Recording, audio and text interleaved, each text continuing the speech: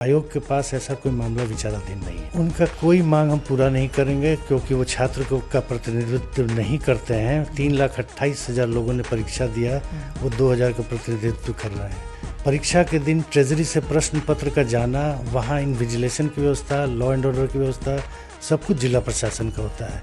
आयोग तो इसमें कहीं होता भी नहीं है।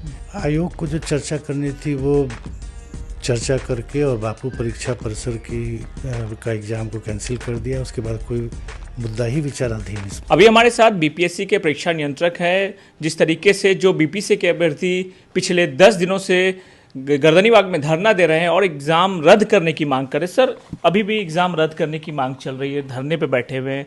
उनका कहना है कि आज बीपीएससी को कोई डिसीजन लेना होगा। अब टाइमलाइन उनके द्वारा कैसे निर्धारित किया गया मैं नहीं जानता। आयोग तो इसकी समीक्षा कर चुका है और आयोग निर्णय ले चुका है कि एक बापू परीक्षा परिसर में अनियमितता हुई, उसके चलते एग्ज़ाम कैंसिल कर दिया गया। शेष 911 सेंटर से जिला पदाधिकारी या सेंटर सुप्रिटेंडेंट का कहीं से भी एडवर्स रिपोर्टिंग नहीं है। सब जगह से शांतिपूर्ण परीक्षा होने की बात है, इसलिए आयोग के पास ऐसा कोई मामला विचाराधीन नहीं है। जो भी स्टूडेंट वहाँ बैठे हुए हैं और कई कोचिंग संचालक भी पहुंच गए हैं, गुरु रामायण पहुंच गए हैं, खान सर पहुंच गए हैं और कह रहे हैं सीसीटीवी क्यों नहीं दिखा रहा है आयोग। उनका कोई मांग हम पूरा नहीं करेंगे क्योंकि वो छात्र का प्रतिनिधित्व नहीं करते हैं। 3,28,000 लोगों ने परीक्षा दिया, वो 2,000 का प्रतिनिधित्व कर रहे हैं। 3,26,000 लोग शांतिपूर्वक या तो अपने मेन परीक्षा की तैयारी कर रहे हैं या आगामी पीटी की तैयारी कर रहे हैं।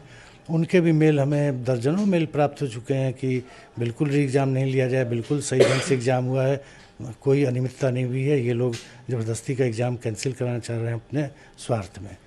तो इनकी क्यों हम बात सुने कि माने ये दिखाया जाए, वो दिखाया जाए, ये किया जाए।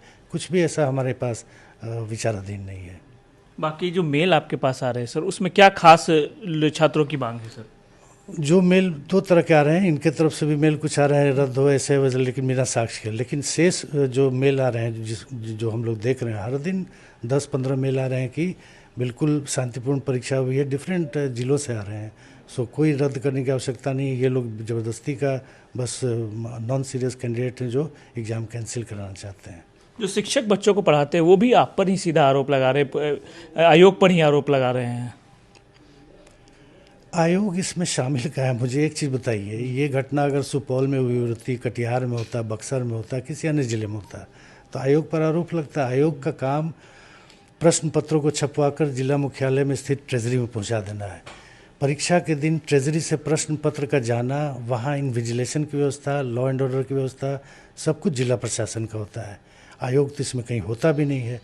ये तो बहुत, चूँकि पहले से भी ये मांग चल रही है डेट बढ़ाने की, और कुछ वेस्टेड इंटरेस्ट वाले लोग हैं जिन्होंने बड़ी खूबसूरती से इसको आयोग की तरफ मोड़ने में कुछ हद तक सफलता पाई है। लेकिन आयोग का तो ये काम भी नहीं था। वहाँ बापू परीक्षा परिसर में जो कुछ भी हुआ, वहाँ आयोग की कोई भूमिका नहीं थी।